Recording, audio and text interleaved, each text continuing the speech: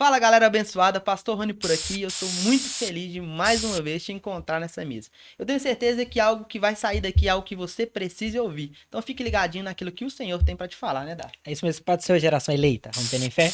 Nós vamos iniciar aqui e deixa a sua curtida aí, seu like, né? Se inscreva nesse canal, porque é muito importante que mais pessoas possam ser alcançadas por esse conteúdo que será produzido neste lugar.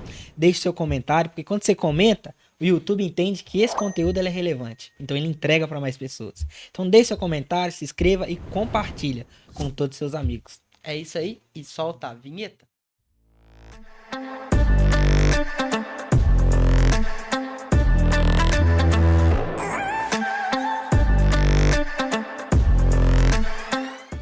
Estamos aqui com um convidado mais que especial, alguém que tem impactado essa geração, alguém que tem sido voz profética para essa geração. É com muito carinho e com muito orgulho que nós estamos aqui com o pastor Isaías Fernandes.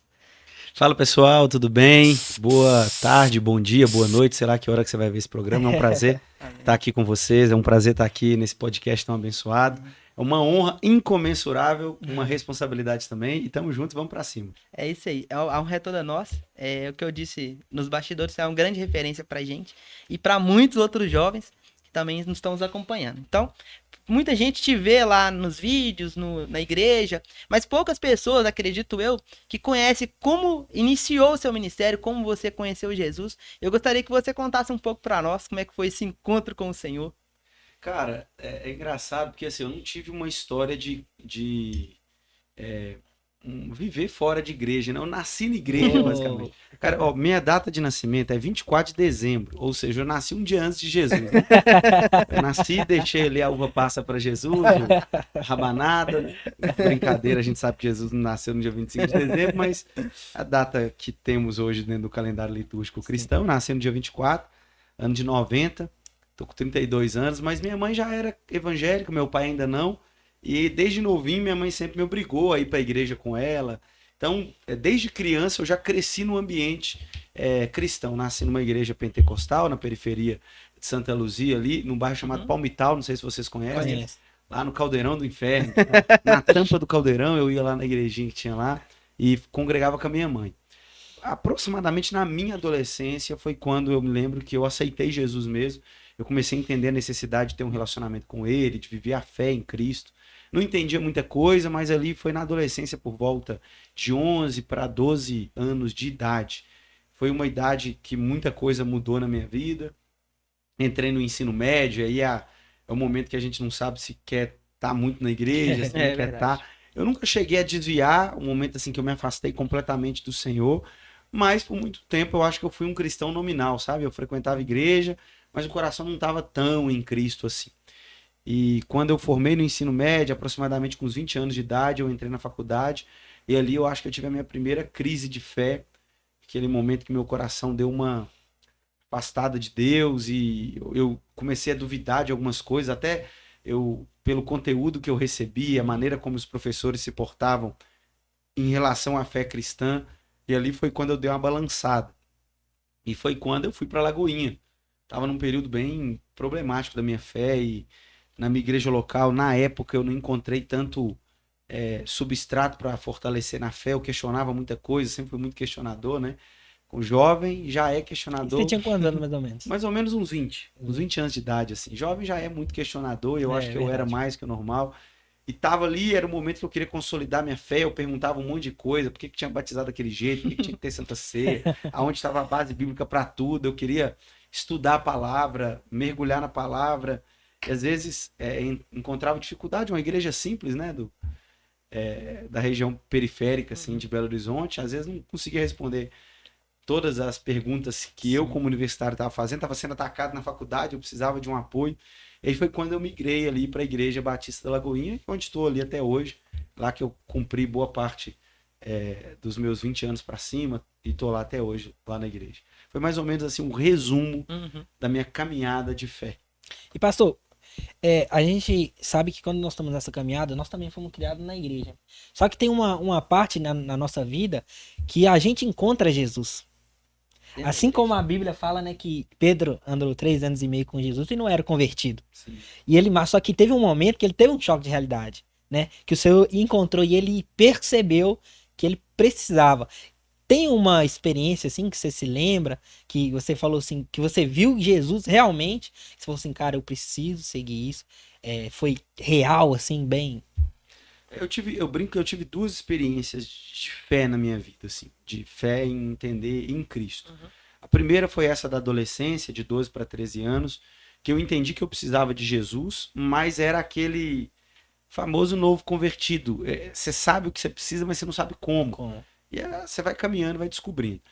Mas um dos primeiros cultos que eu participei na Lagoinha, eu lembro que era o pastor Vinícius Zulato pregando, e ele estava pregando sobre a igreja de Éfeso, em Apocalipse, no capítulo 2. E ele falando sobre aquela igreja que acostumou a fazer para Deus, mas não amava o Deus pelo qual ela fazia. Era uma igreja que amava o serviço, a obra de Deus, mas não amava o Deus da obra. E ali, naquele momento, eu sinto que Jesus me encontrou, e me encontrou para dizer que eu era alguém que eu sabia muito bem fazer para Deus, mas eu não sabia me deleitar no Deus pelo qual eu fazia. Eu me relacionava com a igreja, eu me relacionava com o serviço, mas não me relacionava com Deus. E ali foi uma mudança de chave, né? Eu creio que meu patamar de fé mudou ali naquele momento. Eu entendi que eu precisava de Jesus, eu precisava mais de um relacionamento com Jesus do que um relacionamento com a obra de Jesus. Eu precisava de mais tempo no secreto, de mais tempo de intimidade, mais tempo em Deus, mergulhando na palavra, no caráter dele, entendendo em oração quem ele é e quem eu preciso ser, do que fazendo as coisas para ele. Porque nada do que eu faço para ele vai impressionar ele, não é verdade? Verdade. E é o relacionamento que eu precisava. Então, eu acho que a minha vida cristã, de fato, começou a partir daquele dia. Aquele dia, eu me lembro que eu fui na frente, eu chorei como menino, eu entreguei minha alma, de fato, para o Senhor Jesus, falei, eu não quero mais nada, eu quero só Jesus, eu não quero plataforma, eu não quero reconhecimento, eu não quero estar em lugar nenhum que não seja em Cristo Jesus, nesse lugar. Isso é maravilhoso, né? Quando a gente tem esse encontro verdadeiro com o Senhor, é diferente, cara. Você não é mais um. Você não bate mais um cartão no culto. Você não vai mais, você não participa numa liturgia de culto. Sim. Você vai ali porque você quer encontrar ele. E isso é maravilhoso. E é nítido. Eu não sei se vocês têm essa impressão, mas dá pra ver as pessoas que realmente, no semblante, no jeito da pessoa, dá pra saber quando ela realmente encontrou Jesus. Sim. E quando ela realmente tá ali participando de um culto. E isso atrai muito o Senhor, né? A respeito de entrega, de coração na obra, coração no altar. E o Senhor, ele olha para essas pessoas já sabendo, né, o potencial dela. Como hoje o Senhor já é um pastor, já tá nesse psicopata. Eu queria entender, eu queria que você explicasse como foi que você descobriu esse chamado sobre a sua vida, o pastoral, e como que foi a consagração, porque eu sei que é muito importante, esse momento é único na vida de quem foi consagrado. Eu queria que você contasse um pouquinho como é que foi essa experiência. Cara, eu nunca descobri. Eu brinco com meus amigos que eu falo assim, cara, eu sou pastor por desobediência. Porque, cara, eu nunca quis ser pastor, sabe? Nunca foi algo que ardeu no meu coração dizer assim, é um sonho da minha vida, eu vou ser pastor e acabou aquela vocação. Eu fiz o caminho diferente do que a maioria dos pastores, por exemplo, da minha denominação, hoje fizeram. Então, eu estudei direito durante 5 anos, eu advoguei durante 7 anos. Advogando, eu me lembro que quando eu assumi um escritório junto com alguns amigos, no ano de 2016, eles mudaram o Código Civil. Então, a gente teve uma mudança legislativa no Brasil, mudança de código, e eu tinha estudado com o Código Civil antigo, que era o Código Civil, o Código de Processo Civil, na verdade, que era de 73, se eu não me engano, e agora o novo Código de Processo Civil é de 16. E eu tinha estudado pelo de 73. E aí, quando teve essa mudança, eu precisava me atualizar. Então, eu fui procurar uma pós-graduação para fazer uma pós-graduação nesse novo código para me especializar. E eu lembro que quando eu fui lá, eu falei, cara, eu viajo muito, então eu ia muito para São Paulo, ia muito para o Rio de Janeiro, e às vezes não conseguia ficar muito quieto. Eu falei, eu não posso ter uma faculdade, uma pós que vai me exigir uma presença. Eu preciso de uma pós online. E eu vou olhar alguma pós online. Eu fui olhar alguma pós online, pesquisando na internet. Quando eu ia clicar, eu já estava fazendo meu cadastro, apareceu assim, bacharel em teologia. Eita, glória. Eu sempre fui um cara que gostei muito de estudar a palavra, de me aprofundar na palavra. E eu pensei assim, eu vou fazer algo para minha vida profissional, para me especializar, mas que eu consigo estudar ou eu vou fazer o que eu gosto? E naquele momento eu lembro que eu falei assim, olha, eu estudei o direito como uma profissão, para eu me sustentar. E agora eu acho que vou me dar o luxo de fazer teologia por hobby, porque eu gosto. Eu não preciso, é algo que eu vou fazer porque eu quero estudar. E eu fui fazer teologia, fiz 3 anos de bacharelado, semipresencial, viajava uma vez por mês fazer uma prova lá no Paraná, na faculdade que eu escolhi. E eu fazia tal, fiz os 3 anos, foi uma bênção, gostei demais, foi muito bom. E ao mesmo tempo na igreja ia acontecendo as coisas. A minha igreja é uma igreja com células, né? Eu sou, para quem não me conhece, sou pastor na Igreja Batista da Lagoinha. É uma igreja com célula, então nós temos esses pequenos grupos. E eu, aos poucos, fui liderando um pequeno grupo, o meu pequeno grupo foi crescendo. Eu passei como para supervisionar uma rede de pequenos grupos. Eu cuidava de problemas menores, de repente eu fui cuidando de problemas maiores, e aí eu fui passando para problemas um pouco mais delicados. De repente me chamaram para participar de algumas decisões mais burocráticas, eclesiásticas da igreja, até pelo meu know-how um pouco jurídico também para auxiliar. E aí eu me vi, estava muito nesse meio, inserido.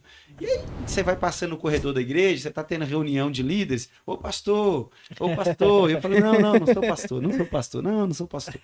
E aí quando eu vi, eu já tinha todos os requisitos, né, que a nossa igreja exige por uma ordenação pastoral. Embora eu não quisesse, o pastor que me acompanhava na época, que é o pastor Hudson, que identificou e chamado Isaías, eu vejo claramente que você é um pastor. Eu falei, cara, entendeu? Pô, eu quero estar lá no direito, eu não quero estar aqui na igreja, deixa eu lá, quero estar aqui fazendo o que dá para fazer, esse negócio de compromisso pastoral é muito sério.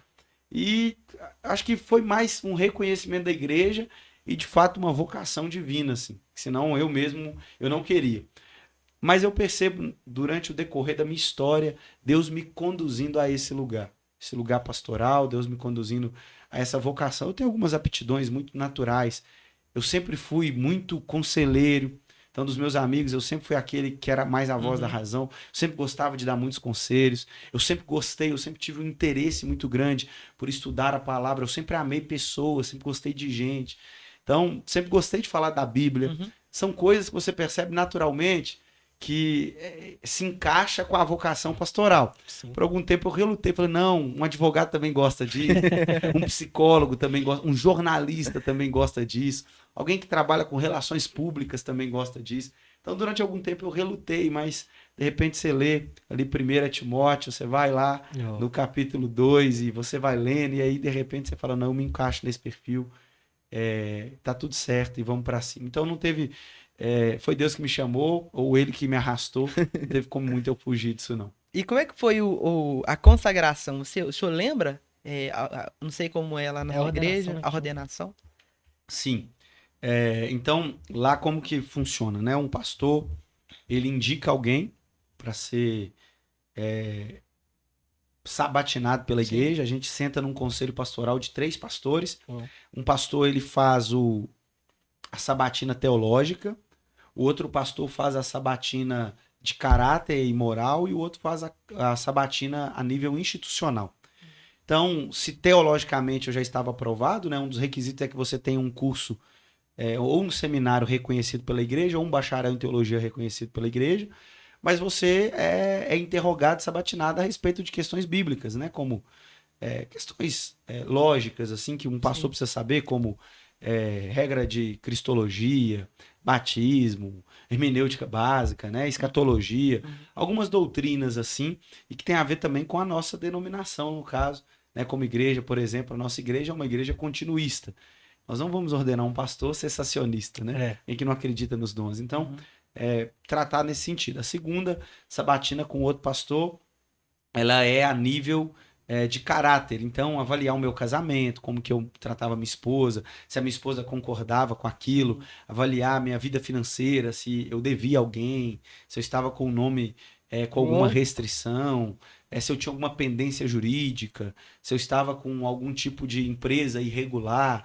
É mais nesse sentido, averiguar o meu testemunho público, né, diante das pessoas e se de fato eu tenho os requisitos ali que Paulo expõe para Timóteo, marido de uma só mulher, essa reputação ilibada, um bom testemunho com os de fora, não dado ao vinho, né, não neófito, né, recém-convertido.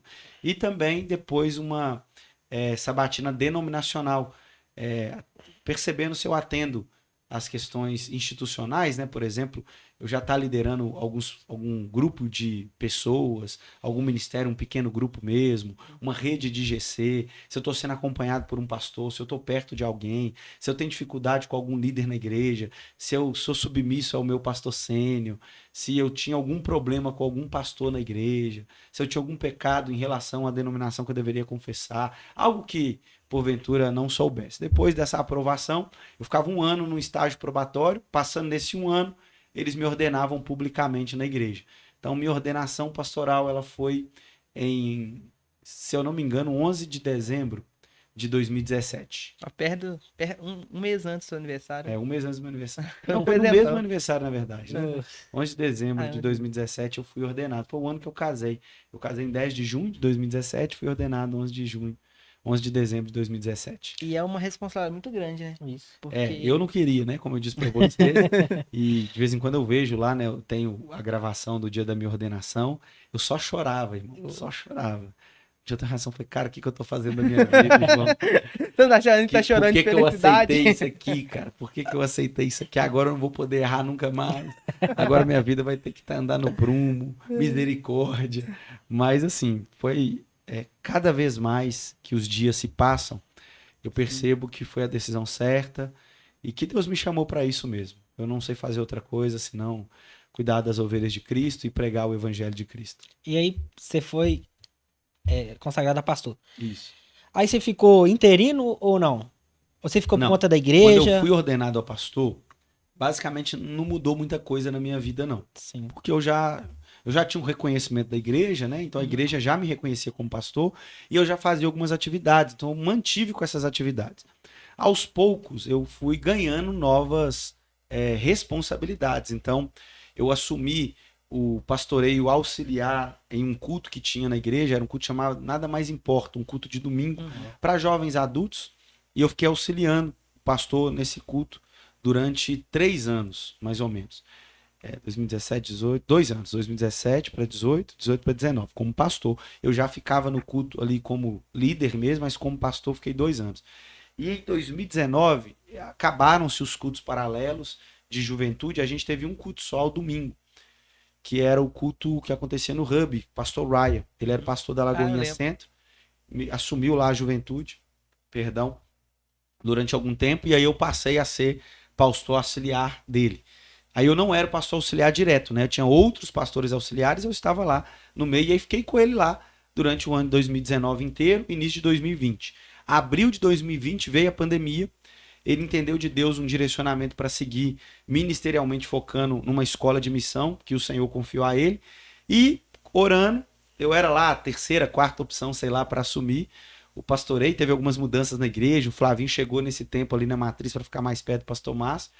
E aí eles me colocaram para assumir o Hub, que era esse culto de domingo, ali com 400 jovens, e ser o braço direito do pastor Lucinho no culto de sábado, no Legacy. Então fiquei o ano de 2020 nessa pegada. 2021 o Lucinho já transicionou para mim a juventude. A gente fez durante algum tempo ali um bate e volta, né? Ele pregava um sábado, eu pregava o outro. E alguns cultos assim... transicionando mesmo, a gente ficou transicionando uns 6, 9 meses, e depois ele me passou o bastão, falou, Isaías, tá contigo agora, você assume a juventude, já tá com você mesmo, vamos pra cima. E foi bem tranquilo assim? Cara, foi muito tranquilo, porque eu já tava no dia a dia, né, eu já tava vindo de um ano de trabalho com a galera, no dia a dia mesmo era eu que tava ali, eu que cuidava, pastoreava, que tava no gabinete, então eu acho que pra igreja, talvez, eles sentiram um pouco a saída do Lucinho, porque o Lucinho é muito carismático, Sim. né? E tem muito tempo que ele tava, anos. né? Pô, quando eu cheguei, o Lucinho chegou no mesmo ano que eu. E ele chegou para assumir os jovens, né? Então, tinha 10 anos que o Lucinho tava liderando juventude lá na igreja. Então a igreja sente um pouco. Mas não sentiu no ponto assim de falar, tô saindo. Sentiu um ponto assim, o que aconteceu? Por que ele tá saindo? Porque o Lucinho tá com 50 anos de idade, não tá aguentando mais, né? Vocês não trabalham demais. Ele falou, daqui a pouco ele morre cuidando de vocês aí. Então, foi uma transição muito natural, e a igreja entendeu de maneira orgânica muito bem essa transição, assim. E me aceitaram muito bem também. Acho que não teve tanta dificuldade para me aceitar, assim. Isso é muito importante, porque eu e o Davi também vivemos isso. A gente recebeu o bastão de um líder de jovens que estava na nossa igreja. E a gente sabe que, mesmo que a gente esteja ali que nem o senhor falou, nas atividades normais, a gente sente aquele peso assim, agora a responsabilidade é sua. Agora é vocês que estão à frente mesmo, é vocês que estão assumindo esse bastão. E quando chegou isso para nós dois, eu confesso que eu senti um pouco de medo, porque até então eu tinha ali o meu líder de jovens para ser aquele meu suporte, entre aspas, né, para poder qualquer pergunta, isso daqui, o que que eu faço? Só que depois a gente percebe que ao decorrer da caminhada, o próprio Senhor nos encaminha, nos orienta para aquele lugar, porque o Senhor sabe todas as coisas, então ele sabe Sim. até onde a gente vai, até onde a gente vai ser capaz de assumir, e isso aconteceu muito natural, exceto o medo que a gente sentiu, naquele frio na barriga, mas a gente entendeu que era realmente algo de Deus, e também acredito que aconteceu isso com você. E o interessante é que os jovens, eles, é um ministério muito peculiar, né? É o que nós conversamos aqui no início, dá muito trabalho mesmo, mas é um dos ministérios onde a gente se sente muito vivo, porque tem várias atividades na igreja, tem várias coisas para fazer na igreja. E eu queria te perguntar, depois que você assumiu essa liderança de jovens, você sentiu a sua vida mais acelerada, mais ativada? Como é que foi essa experiência aí? Cara, eu sou completamente maluco. Eu sou um cara extremamente agitado, hiperativo, tenho TDAH, né? Transtorno de déficit de atenção e hiperatividade. Então eu sou cheio do tique, do toque, do rap, de tudo. E aí, irmão, assim, eu não senti tanto, porque eles sentiram mais, assim, que eu sou muito acelerado, cara. Então eu tô o tempo todo com ideia nova, o tempo todo, Legal. vamos fazer, vamos acontecer, mandando mensagem, falei, cara, calma, pastor, segura aí um pouco a onda. Eu falei, não, irmão, vamos lá, sou agitado aqui, quero vocês comigo, vamos junto, vamos pra cima, tal. Então eu não senti muito, não. Mas eu gosto dessa agitação, antes de estar... Cara, eu brinco que Deus me preparou e me deixou muito pronto para esse momento. Porque eu sei do peso da responsabilidade, Sim. sei do peso do que é assumir o bastão do pastor Lucinho. Eu brinco que o Lucinho, para mim, é o maior líder de juventude que a gente já teve na história desse país, cara. Eu desconheço um outro líder jovem tão relevante, com esse chamado muito específico, Sim, né? sim. E com uma Ser líder constância jovem. bem. Cara, o Lucinho liderou 20 anos, acho, jovens. Então, você vê, né? E assumir esse bastão é um peso. Mas, cara, foi muito tranquilo. Eu acho que eu estava muito pronto, eu acho que Deus me lapidou tanto e estava tanto na estação correta que eu não senti o peso. Cara, eu nunca perdi uma noite de sono por conta de liderar, de preocupação com os jovens. Sempre foi muito orgânico e sempre com muita paz e muito temor do Senhor, muita santidade. E isso eu acho que trouxe um respaldo maior no meu coração de que eu estava no tempo certo, Sim. fazendo a coisa certa e para a pessoa certa, que é para Deus. Porque às vezes, cara, a gente tá assim. Você tem um chamado pastoral. Deus me deu o chamado para ser pastor de jovens, ok. Mas se eu fizer aquilo no tempo errado, aquilo não vai ser bom para mim. Então, o chamado de Deus exercido no tempo errado não vai ser tranquilo, vai ser algo extremamente desafiador. Sim. E eu não estou dizendo que eu não passei dificuldades, eu não estou dizendo que eu não tive, por exemplo, oposição, não estou dizendo que eu não enfrentei desafios. Eu estou dizendo que tudo isso eu consegui ter o coração extremamente descansado em Deus. Cara, eu chegava, eu já tive que tirar gente de ministério, pôr gente de disciplina, expulsar a gente da igreja, tirar da comunhão, mas tudo feito com a graça, tudo feito com zelo, sabe? Com muita fidelidade a Deus, muita fidelidade ao meu pastor, o pastor Flavinho. Cara, a comunicação com o pastor Flavinho aqui, o pastor Lucinho, quero honrar muito ele, cara. O pastor Lucinho, um homem de Deus demais. A transição que ele fez, irmão, zero orgulho, assim, 100% de transparência. Cara, eu aprendi demais com o pastor Lucinho, sabe? Um homem muito de Deus mesmo, que não tinha vaidade nenhuma no coração, sabe? Aquele cara bem resolvido ministerialmente. E entendeu, Isaías? É você mesmo, você é o cara, vai pra cima. Deus te chamou e eu tô aqui pra facilitar. Eu falava, pastor, o que você acha disso aqui, Isaías? Isso aí não, pelo amor de Deus, vai dar muito ruim. E essa gente se entendia muito bem. Então, cara, eu tive sempre essa consciência, irmão. É Deus quem tá fazendo, eu sou o instrumento e eu tô no lugar certo, fazendo a coisa certa. E tem essa consciência de que quando a estação acabar, quando o tempo acabar, irmão, Deus está na mão de Deus, está tudo certo. Eu não fiz ministério para mim, eu não fiz legado para mim, eu não vou ter onde reclinar a cabeça, eu vou entregar tudo pro Senhor. Do jeito que eu vim nu, eu tô entregando e tô voltando nu também, não tem nada para ficar agarrado não, sabe? Então foi muito tranquilo e tem sido muito tranquilo. Acho por esse lugar de descanso no Senhor, de saber que é dele, o ministério de jovens é dele. E assim, cara, a juventude é um trabalho muito singular, porque se Cristo é o cabeça da igreja, a juventude é o coração da igreja, desse corpo. Por quê? Porque, cara, a juventude é aquela fase que ela conecta. Ela tá conectando a geração que tá vindo para inspirar, mas ela também tá conectando com a próxima geração. Então, o líder de jovem, ele tem que ser o cara mais desapegado possível. Porque ele não pode levantar líder para ele, porque ele levanta líder para o reino.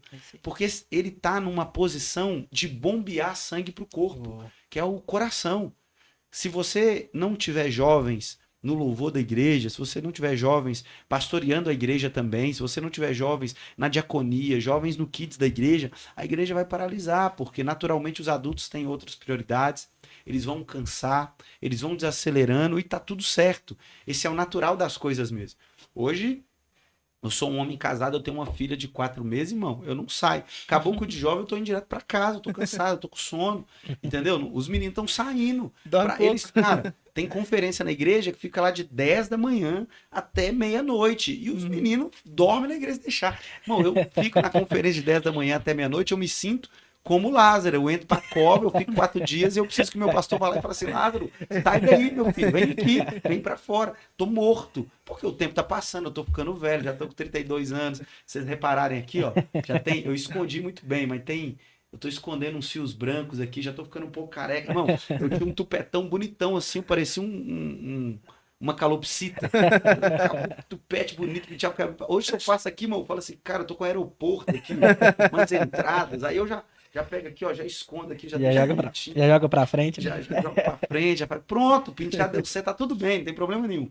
Tô aceitando a minha calvície, o tempo tá chegando e tá tudo certo, não tem problema. Mas, cara, eu não tenho essa pretensão, essa vaidade de segurar ninguém. A juventude, eu acho que o lindo da juventude é isso, é uma corrida de bastão. Eu ouvi certa vez em um congresso de líderes de jovem que o líder de jovem, ele é um cara que tá numa escada rolante, mas na direção oposta. Eita. Então as gerações, elas estão crescendo, elas estão avançando, então elas estão subindo. Enquanto isso, você está descendo. O líder de jovem é alguém que fica descendo a escada rolante para pegar a gente, fala, não, vem cá, sobe na escada rolante. E a gente serve de trampolim para pegar pessoas e colocar essas pessoas para cima. Vamos, sobe a escada rolante, passa para a próxima geração. Eu não quero que nenhum dos jovens que eu lidero hoje esteja comigo daqui 8 anos, daqui 5 anos. Eu quero que eles estejam bem resolvidos. Daqui 5 anos eu quero ver esses caras voando, eu quero ver esses caras assumindo igreja, quero ver esses caras assumindo ministério, quero ver casando, tem 4, 5, 6 filhos, quero povoando a terra, ter uma família abençoada. Por quê? Porque se você tem um cara que está 10 anos no ministério de jovem, irmão, que não seja o líder principal, e o cara tá ali, tem alguma coisa errada, não tem não? Pô, pastor, eu tô 10 anos, o cara tá com 45 anos, é jovem ainda. Tem uma coisa errada, pô, tá na hora dele assumir a igreja. E isso é uma igreja orgânica, né? Então, é uma bênção de Deus. A gente sabe que líder de jovem, não existe líder de jovem na Bíblia. É uma invenção da igreja contemporânea, né? Nós criamos os departamentos. Sim. Quer dizer que tá errado? Não, é uma ferramenta útil, mas não existe igreja só com líder de jovem. E só jovem vivendo uma igrejinha, não, irmão. O jovem precisa estar inserido num corpo, que é a igreja de Cristo. Se ele estiver só no jovem, ele não é igreja. Então, a minha função como líder de jovens, e eu entendo claramente, irmão, minha função é ser uma ponte. Eu sou uma ponte geracional. Eu quero que através de mim, pessoas transicionem sua geração para assumir o seu lugar na próxima geração que está vindo, assumir o seu lugar nessa ponte geracional. Eu quero ser um instrumento de Deus para acabar com o divórcio geracional. De uma geração olhar para a outra e falar assim, a geração que está vindo é pior, a geração que passou é pior. Eu falei, não, acabou isso aqui. Eu preciso de você, você precisa de mim, nós precisamos de Cristo até o fim. Sem cessar, sem parar, sem vacilar, sem tremer, sem chorar. E vamos dar as mãos, 1, 2, 3. Quem errar o passo, perde a vez. Mas vejo mais ou menos isso aí como vocação que Deus me chamou. Isso é maravilhoso, porque isso que você falou é muito real. Um tempo atrás, eu tive uma conversa com um dos líderes lá de um ministério e de um departamento, e ele estava fazendo exatamente isso que você falou.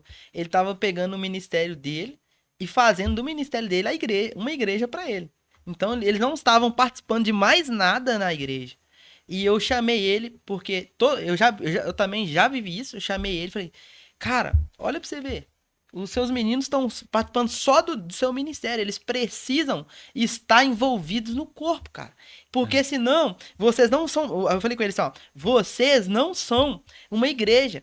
Vocês não são um ministério, vocês são uma igreja. E quando eu falei isso pra ele observou e falou assim, é verdade. Aí ele começou a participar de mais coisas na igreja. E ele entendeu que realmente o ministério, o departamento, ele é onde que você consegue entregar o seu melhor ali, abençoar, colaborar com o corpo, mas você faz parte de um todo. E é isso, exatamente isso que o senhor falou.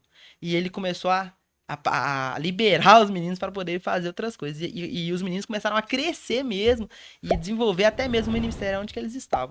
E uma coisa que tá muito voltada aos jovens, pastor, é relacionado às redes sociais, à tecnologia. E eu queria te perguntar, qual o impacto que você vê dos jovens na tecnologia? E qual que você acha que é a ferramenta que traz um impacto maior na parte evangélica, usando as redes sociais? Como você vê esses dois lados?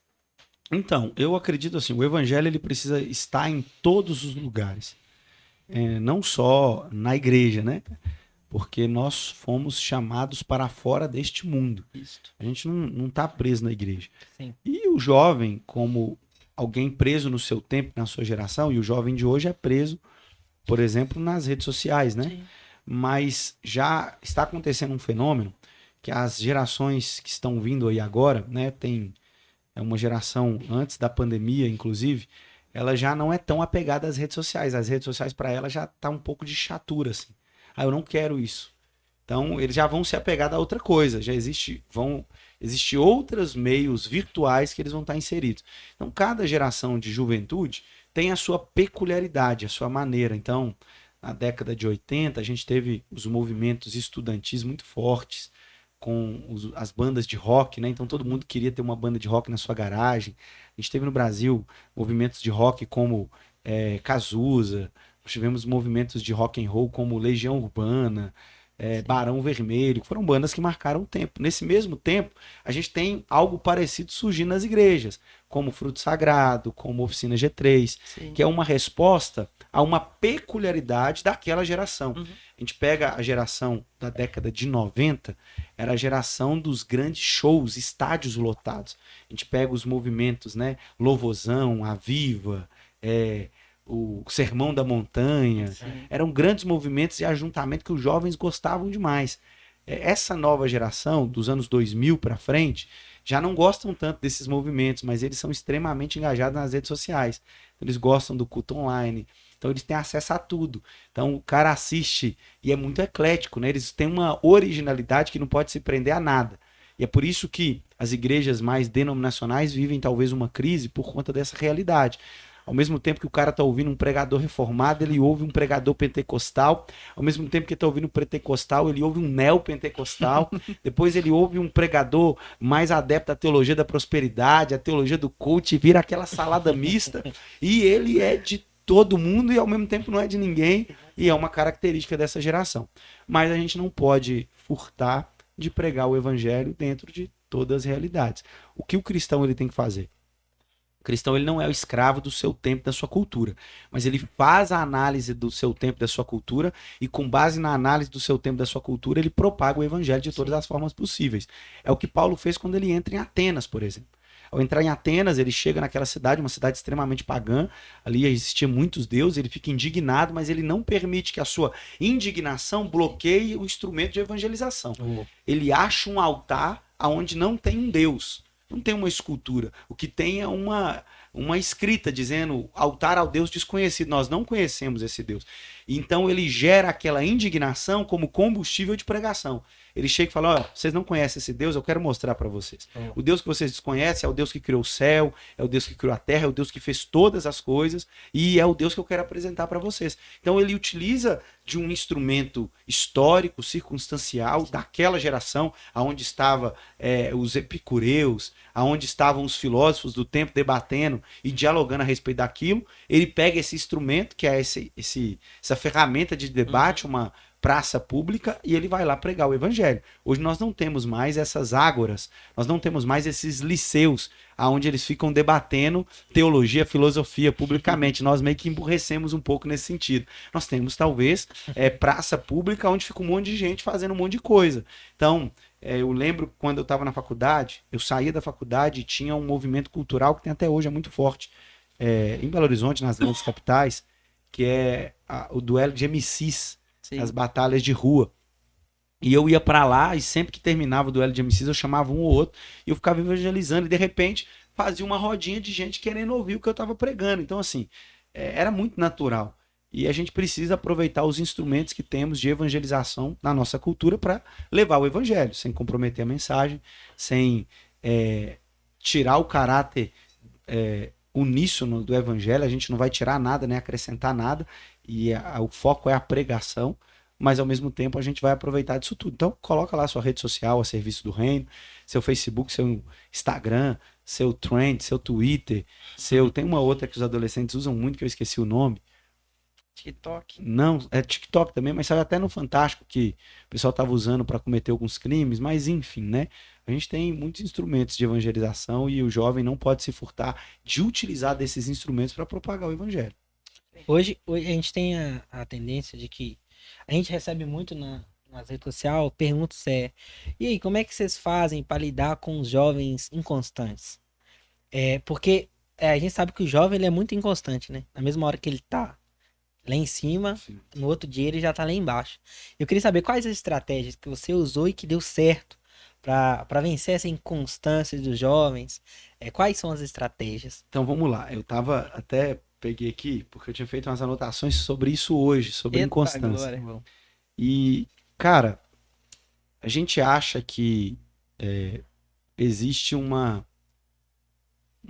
ferramenta ou uma fórmula mágica para lidar com a inconstância. Mas me fala, tirando Jesus na Bíblia, quem foi constante em tudo que fez? Fala assim, esse cara aqui, ele foi constante. A gente não tem. A inconstância, ela é inerente ao ser humano. É por isso que o relacionamento com Deus, ele é pautado nas disciplinas espirituais. O que é uma disciplina? É uma ferramenta para você disciplinar quando você não quer. Então você acha que eu oro todo dia com vontade de orar? Óbvio que não. Cara, eu queria, irmão. No desejo do coração. Eu já pedi para Deus, Senhor, coloca no meu coração uma fome de orar. Mas, irmão, se eu passar um dia sem orar, eu não tenho vontade de orar nunca mais. É isso aí. Se eu não me disciplinar, eu não colocar um horário, eu não reservar e falar, cara, eu preciso orar. É uma necessidade, senão eu morro na fé. Cara, eu não oro. Você acha que eu tenho vontade de ler a Bíblia todo dia? Não. Cara, eu tenho vontade de comer todo dia, eu tenho vontade de viajar todo dia, eu tenho vontade de ter muito dinheiro todo dia, mas tem dia que eu não tenho vontade de ler a Bíblia. E isso faz parte da inconstância do meu coração, por quê? Eu tenho a natureza do pecado, e a natureza do pecado é me fazer inconstante para as coisas de Deus. Mas é por isso, com a consciência, que eu não estou preso na natureza do pecado, eu não sou escravo mais à natureza do pecado. Uma vez salvo, eu sou livre da escravidão do pecado, não da presença dele. Quando tiver o corpo glorificado, eu sou livre da presença do pecado. Mas até lá, meu irmão, eu vou ter que esmurrar o meu corpo. Eu vou ter que me chicotear. Então, você quer vencer a inconstância? É fazer mesmo quando você não quiser fazer. Oh. É fazer as coisas que você precisa fazer. Então, eu sou um pastor, hoje, um pastor local que prego regularmente. Então, todo sábado e todo domingo eu vou pregar. Hoje eu prego, amanhã eu vou pregar. Você acha que eu quero pregar todo dia? Você acha que todo dia eu tenho uma mensagem inspirada para entregar para as ovelhas? Cara, tem dia que eu falo assim, irmão, o sermão é uma porcaria. Eu não subi para pregar lá, não. Misericórdia. Eu estudei, eu li e não sei o que aconteceu. Não suiu, não flugiu nada. Eu não consegui. Misericórdia, que Deus dê graça da minha vida. Você acha que uma semana que eu caio num pecado, eu quero subir para pregar, irmão? Oh. Cara, eu tô me sentindo o pior dos seres humanos para pregar. Mas eu tenho que ir lá e fazer, não é? Então eu tenho que me disciplinar para quê? Para me consagrar. Eu tenho que disciplinar para esmurrar o meu corpo e falar, cara, meu Deus, eu sou muito vagabundo. Eu não valho absolutamente nada. Mas é a graça de Deus operando na minha vida. Então a mesma coisa na disciplina espiritual. Irmão, você nunca vai ser constante, mas você pode ser disciplinado no relacionamento com Jesus. Você nunca vai, talvez, querer alguma coisa, mas você não faz o que você quer. Adulto, ele faz o que precisa fazer. Ele não faz o que ele quer fazer. Cara, eu sou um homem. Você acha que todo dia eu quero sair para trabalhar? Não, irmão, tem dia que eu quero ficar em casa sem fazer absolutamente nada.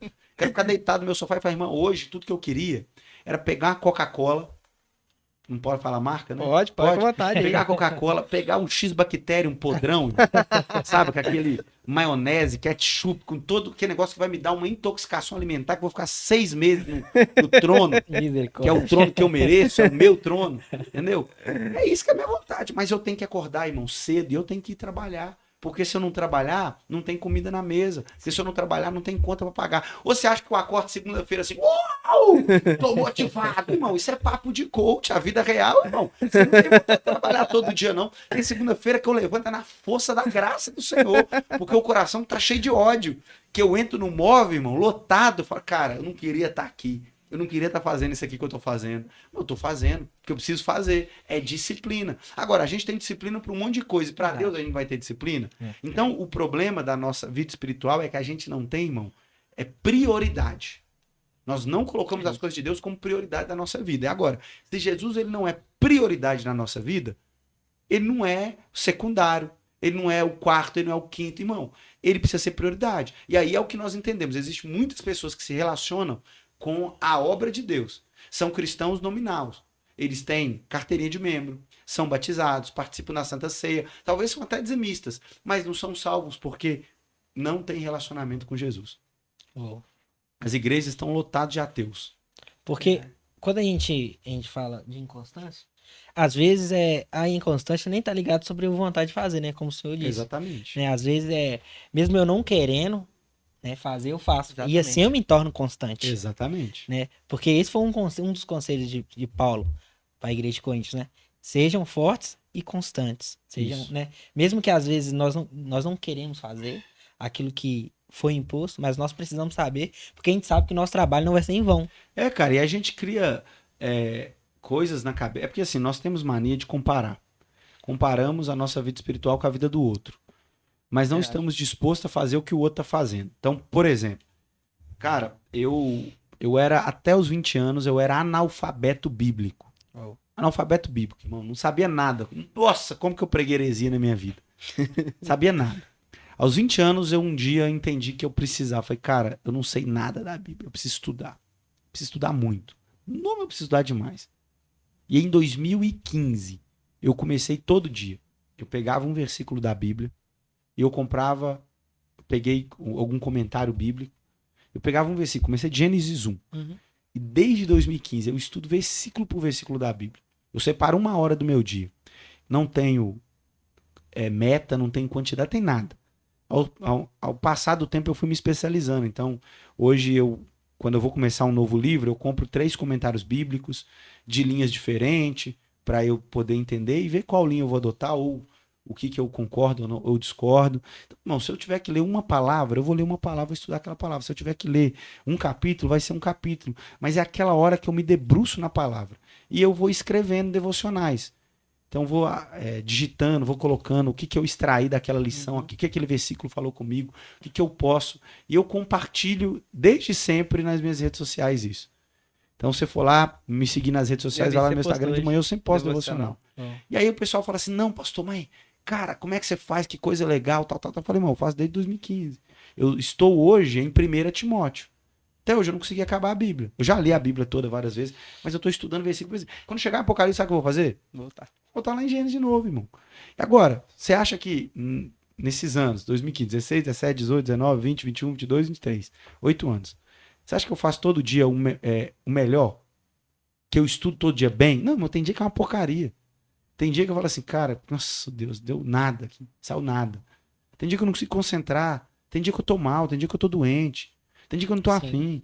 Mas você tem que fazer o que tem que fazer. Isso é vida de homem, de adulto, homem e mulher. É menino que fica com esse papo, não, eu não vou fazer. Não quero ir pra escola. Irmão, homem levanta da cama e faz o que tem que fazer. Mulher levanta da cama e faz o que tem que fazer. Isso é muito especial. Eu tenho um tempo já que eu tinha eu tenho essa mesma ideia que o senhor. Eu comecei também a fazer meus devocionais e eu lia mais capítulos por dia. Aí um dia um jovem chegou até mim e falou assim, ô pastor, me ajuda a fazer o devocional porque eu não consigo fazer o devocional. Aí eu falei assim, vambora então. Nós vamos ler um capítulo por dia. Então eu desacelerei para que ele possa começar uma rotina e uma disciplina. E a gente começou a estudar um capítulo por dia. Cara, depois que eu comecei a fazer isso, um capítulo por dia, eu nunca mais parei. Aí eu conversei isso com uma das irmãs lá da igreja. E ela falou assim: Nossa, você é pastor e você lê um capítulo por dia só? Eu falei assim: Ô minha irmã, eu não quero te ofender, mas eu não leio a Bíblia com pressa, eu leio ela com fome. E às vezes nós temos que desacelerar para que outros consigam pegar essa disciplina. E eu comecei a chamar um monte de gente para poder fazer comigo. Os meninos aqui sabem. E hoje tem aproximadamente umas 25 pessoas comigo fazendo esse devocional de um capítulo por dia. E, cara, eu também que não já li a Bíblia várias vezes, toda já, mas eu nunca cresci tanto como dessa vez que eu peguei esse ano para poder fazer. E cada capítulo que você se dedica, cara, é mágico. Que você olha assim e fala assim, cara, como é que eu não vi isso? Porque eu tava lendo com pressa. Então, quando eu entendi que eu precisava ler ela com fome, as coisas mudaram. E o Senhor, ele começa a entregar coisas que talvez com pressa você não ia ter tempo para prestar atenção.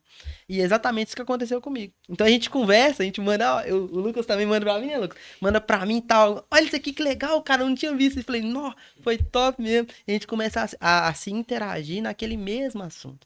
E eu acho isso muito importante, porque o líder de jovens, o pastor de jovens, é legal que ele esteja perto do seu liderado, daquele que está ali próximo, porque talvez ele não tenha um acesso direto ao pastor sênior, mas ele tem um acesso a você.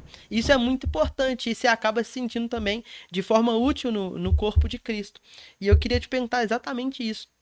Você sentiu muita diferença, eu falo assim, ministerialmente ou de proximidade, quando você assumiu jovens, ou você tinha algo mais próximo antes? Como é que era o seu relacionamento com o liderado ali? Eu sempre fui muito perto, né? Eu gosto muito de gente.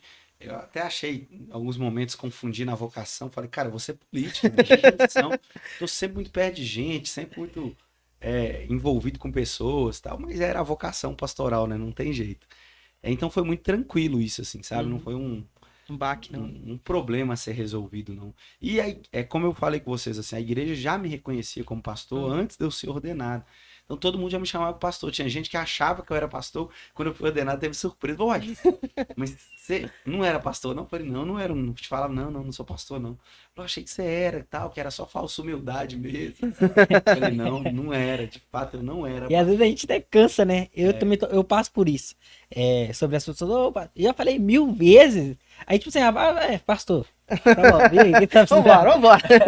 Porque às vezes a pessoa, ela se fala tantas vezes, sei lá o que dá na cabeça da pessoa. Não, mas é porque ela já te reconhece. reconhece. A autoridade, ela já reconhece a autoridade. Exatamente. E isso é muito legal, né? Quando a igreja já vê em você algo que você consegue transmitir. E eles cresceram muito, voltando a falar sobre o devocional, eles cresceram muito porque eles começaram a ter uma disciplina. E o legal é que eu falo com eles assim, ó, me manda foto.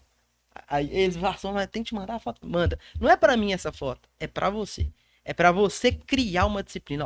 Hoje eu não li, hoje eu não mandei foto. E eu recebo, eu baixo meu WhatsApp assim, ó, a conversa com ele só tem foto. Foto e comentário bíblico. E eu falo assim, que legal, cara. Eu sou apaixonado por devocional. E o que é devocional? É um tempo com Deus. Na Bíblia não existe a palavra devocional. Sim. O devocional foi criado ali pelos puritanos, eles que desenvolveram, não sei se eu posso chamar de metodologia, mas eles que desenvolveram isso. Mas eu sempre falo, para quem tem dificuldade devocional, primeira coisa, você precisa estabelecer como prioridade essa relação com a oração e com a leitura da palavra. Então, cara, separa 1 hora do dia. Se for pela manhã, se você funciona melhor de manhã, se você funciona melhor à tarde, se você funciona melhor à noite, o conselho que eu te dou é separe o melhor horário. Se você funciona pela manhã, prepare o melhor horário pela manhã.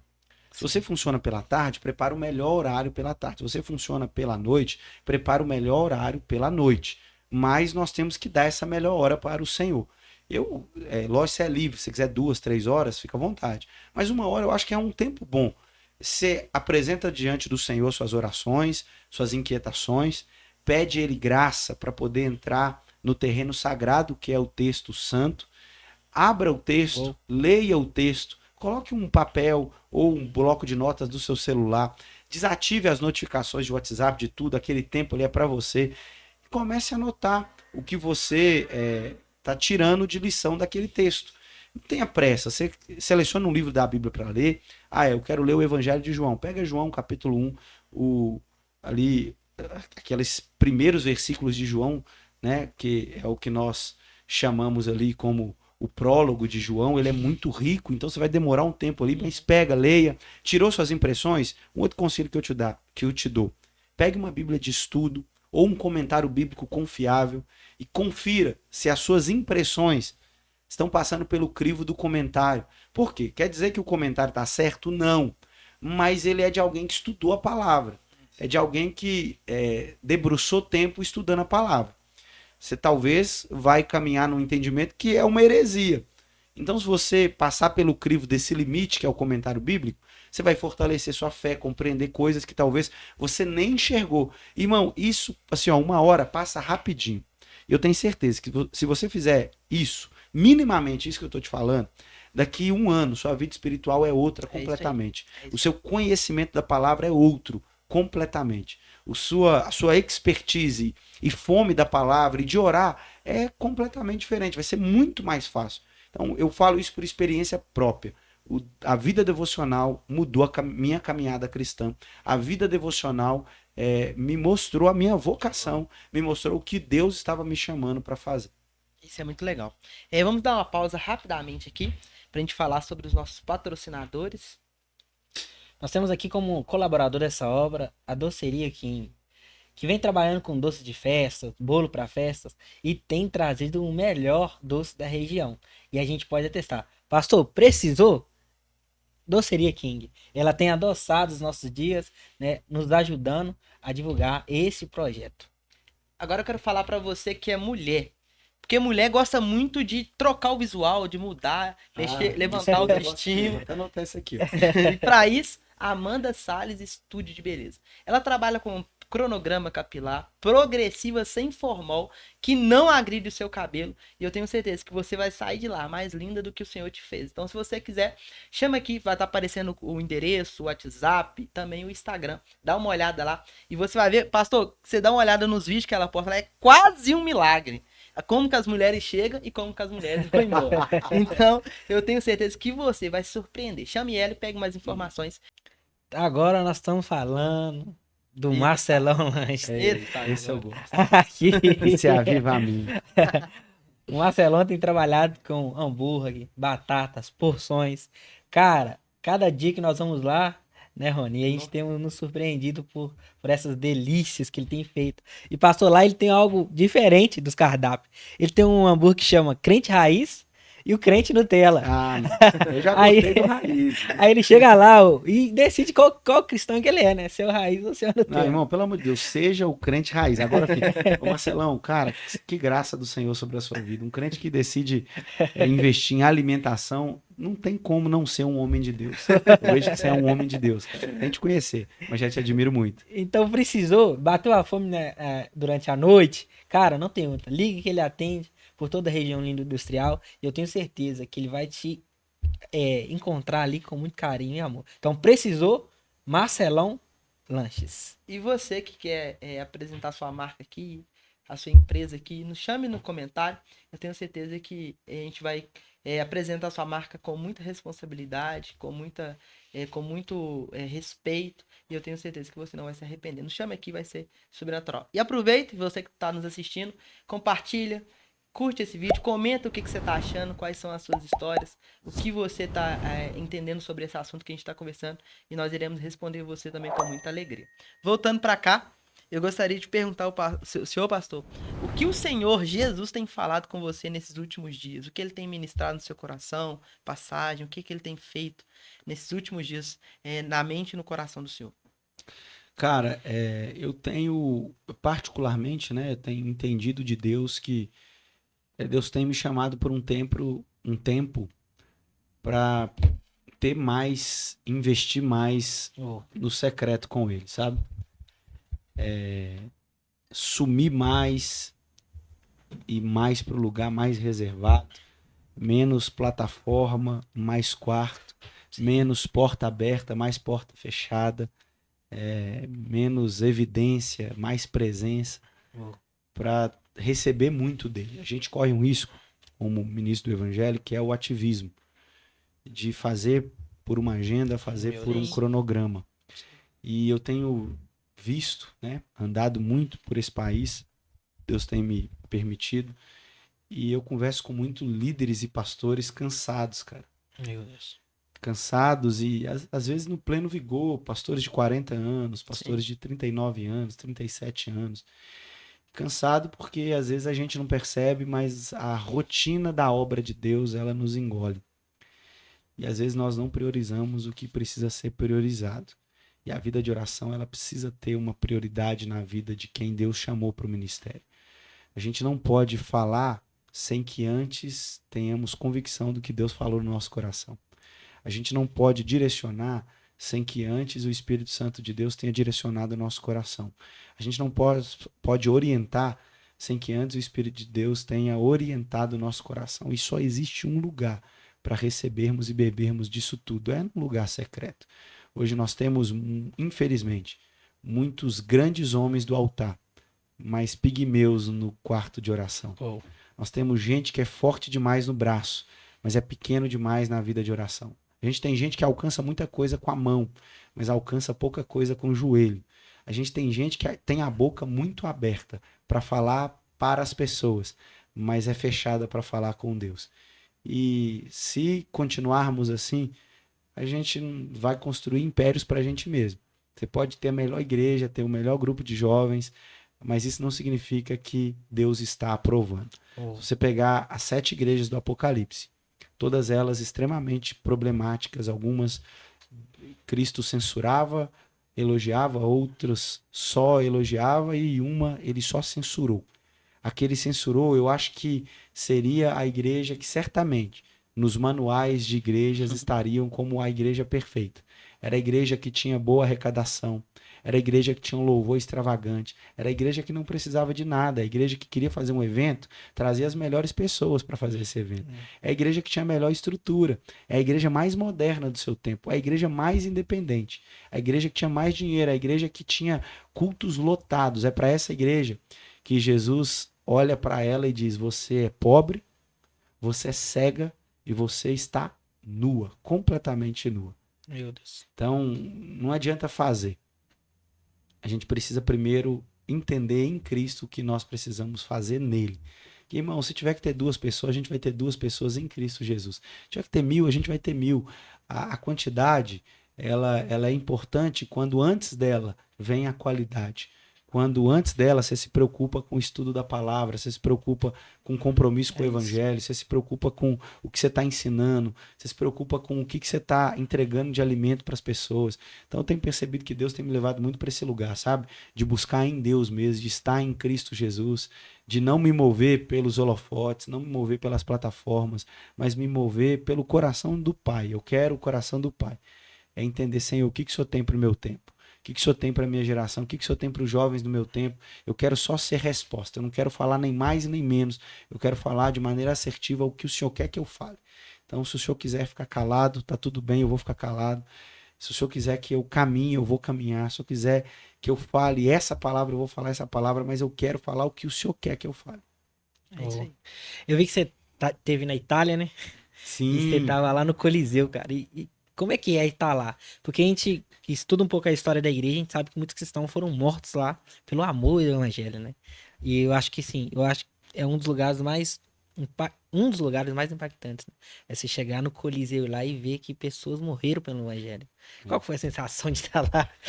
Você Cara, pensou nisso? era um né? sonho, né? Eu ir para Europa assim. A gente programou muito tempo essa viagem com minha esposa e a gente foi para França, Paris, né? Londres e Roma. Tudo foi muito especial, muito bonito, mas cara, Roma é um negócio surreal. Porque primeiro pela história, e eu Sim. gosto muito de história, cara. Estou fascinado com história, ainda mais história da minha fé, né? E ir ali naquele lugar onde Paulo ficou preso, Sim. nos calabouços, né, onde tantos cristãos foram presos, num lugar onde tantos cristãos morreram como mártires, devorados por bestas feras, devorados pela espada, devorados por gladiadores. Então, é um lugar, assim, rico, historicamente falando, mas ao mesmo tempo é um lugar muito pesado. Sim. Que é um lugar que você sabe que tá ali só para dizer que as pessoas foram mortas. Assim. Sim. Só para dizer que ali milhares de pessoas morreram, perderam a sua vida em nome do evangelho. Então, eu brinquei muito com a minha esposa, falei, amor, aqui tem uma atmosfera sanguinária, sabe? É como se eu estivesse entrando num açougue, Meu Deus. vendo aquele clima de um monte de animal morto, assim, sabe? Perceber que seres humanos são tratados ou foram tratados como animais naquela plataforma de morte, né? E no mesmo lugar tem o Vaticano, né? Onde foi um ponto onde a igreja prosperou bastante, né? Onde foi liberal. Em frente ao Coliseu, a gente tem, eu acho que é o Fórum Romano, e você entra lá, tem várias peças históricas que relembram o cristianismo, e tem uma, por exemplo, que é o Arco do Triunfo de Tito, que remete a 70, quando o imperador, o general Tito entrou em Jerusalém e ele destruiu Jerusalém. E destruiu o templo e tirou de lá a Arca da Aliança. E quando nós temos lá, tem o desenho nesse Arco do Triunfo, né, dos judeus sendo dispersados na diáspora, deles indo para a fortaleza de Massala. Eu falei a Arca da Aliança, mas não estava em 70, não. Foi antes, sumiu no tempo do profeta Jeremias, né? Sim. Mas sendo colocado ali um fato histórico sendo registrado na história dos próprios romanos, tá ali. Vamos ver a história do povo de Israel, do povo judeu, registrada na história, é bem legal. E onde você vai andando ali, cara, você tropeça numa imagem que tem 2000 anos de história. Você vai ver Nero, você encontra ali Tito, Vespasiano, sabe? É muito legal, assim. É especial. E eu entrando nesse meio aí que o senhor falou, de viagens com a família e tal, é lógico que a vida de um pastor, principalmente um pastor de jovens e da Lagoinha, que é muito relevante, eu gostaria de saber como que o senhor concilia família, trabalho, ministério, como que você consegue equilibrar tudo isso aí na balança espiritual, se eu posso dizer assim. Ô, irmão, vou falar com você, viu? Aí é doideira. É loucura, irmão. Não sei, eu não concilio. Cara, é um desafio, irmão. Eu sou muito intenso em tudo que eu faço. Então, se eu tô com a minha esposa, eu sou muito intenso com ela. Tô com a minha filha, eu sou muito intenso com ela. Se eu tô na igreja, eu sou muito intenso na igreja. E eu acho que ser intenso nesse sentido é bom. Mas, ao mesmo tempo, a gente tem que buscar equilíbrio. Então, tem coisas que não dá pra negociar, cara. Tá com a esposa, tá com a esposa. Então, no tempo que eu tô com ela, eu tento dedicar a ela. Tô com a filhinha, eu tô com a filhinha. Tô no meu momento de lazer, eu tô no meu momento de lazer. Tô na igreja, eu tô na igreja. Eu tô aqui no podcast, eu tô no podcast. Então é concentrar, porque senão você não vive. E se doar ao máximo pra tudo que você tá fazendo. Mas que é uma doideira, tem dia que eu falo assim, meu Deus, não vou dar conta disso aqui. Não, a rotina tá Tá pesada. pau, hein? Mas Deus sustenta. Pastor, vamos falar um pouco sobre a Lagoinha, cara. Eu quero falar um pouco sobre o Legacy. Como que é esse movimento? Como que surgiu, né? Por que esse nome, né? Como que que acontece lá? A gente tem um movimento de americanização, né? Ou de norte-americanização dos nomes, né? Igreja deixa de ser igreja e passa a ser church. Jesus não é Jesus mais, é Jesus. Né? Então a gente está mudando tudo. Oh Lord, oh Jesus. E o Legacy vem numa reformulação que a gente teve a nível de juventude. Era Juventude Lagoinha, foi o nome que ficou mais tempo. E aí mudou para Legacy, que é legado em inglês, né? Porque os jovens eles querem mudar, deixar um legado para a próxima geração. Então a gente trabalha com uma plataforma, um tripé, uma tríade, que trabalha como juventude, que são os adolescentes, que são os Rockets, é o nosso foguetinho, né? Então é o Rocket, foguete, lançamento. Tem o Legacy, que são jovens, que é a galera do legado, que vai deixar um legado. E tem o Up, que é essa galera que subiu um pouquinho, deu um up na vida, né? Que são jovens adultos. Legal. Então a gente trabalha hoje em Lagoinha com esses 3 departamentos a nível de juventude. Eu, particularmente, cuido estrategicamente dos 3, mas liderando, eu estou à frente do Legacy, né? E o Legacy são os jovens da igreja, ali de 20 até 28, 29 anos mais ou menos. Nós trabalhamos com eles, assim, dentro dessa ideia de legado, nós queremos nos inspirar nos velhos marcos, mas também deixar a nossa marca, deixar a nossa autenticidade, deixar a nossa geração. A nossa geração do século XXI marcou o seu tempo com o quê? Né? Os cientistas e ambientalistas, eles dizem que a marca desse tempo vai ser o plástico. Então nós vamos ter A gente tem o período Cretáceo, que é marcado tudo por uma característica muito bem definida, mas a nossa, o ser humano, ele vai interferir diretamente nesse tempo, que é o plástico. Então, daqui bilhões de anos, se a humanidade ainda existir, os cientistas vão estudar para o nosso tempo, dentro ali das camadas, né? Vocês sabem que cada milhares de anos vai tendo uma camada, vai sendo soterrada, e aí, estudando a camada, a marca do nosso tempo vai ser o plástico. Vai estar ali. Então, qual é a marca da nossa fé? O que nós vamos deixar para a geração? Então, a gente brinca muito nisso. Qual é o nosso legado? O que nós vamos deixar? Essa corrida de bastão para a próxima geração. Esse dia eu vi algo, né? Esse dia não, que acho que já acontece há muito tempo. Né, cara, me explica aí, como fazer uma vigília na Lagoinha? Porque é meio assim, né? Como que surgiu isso? Cara, surgiu dos próprios jovens. Sério, Os cara? caras reuniam e ficava lá na igreja. E tem pouco fritando. tempo? Não, tem bastante tempo. A gente tem pelo menos aí uns 10 anos de vigília lá na igreja. Na Lagoinha nós temos 2 vigílias, né? A gente tem a vigília do Legacy e tem uma vigília internacional que já acontece há muito tempo, que é da One Movement. Então a gente tem a da nossa igreja e eles revezam. Então, de 15 em 15 dias tem a do Legacy, de 15 em 15 dias tem a do One Movement, né? Então nós trabalhamos muito nesse sentido, assim. E, cara, o jovem, a gente não precisa fazer muita coisa, não. A gente organiza um cronograma, mas o Espírito Santo também flui. É de 11h30 até 6 horas da manhã.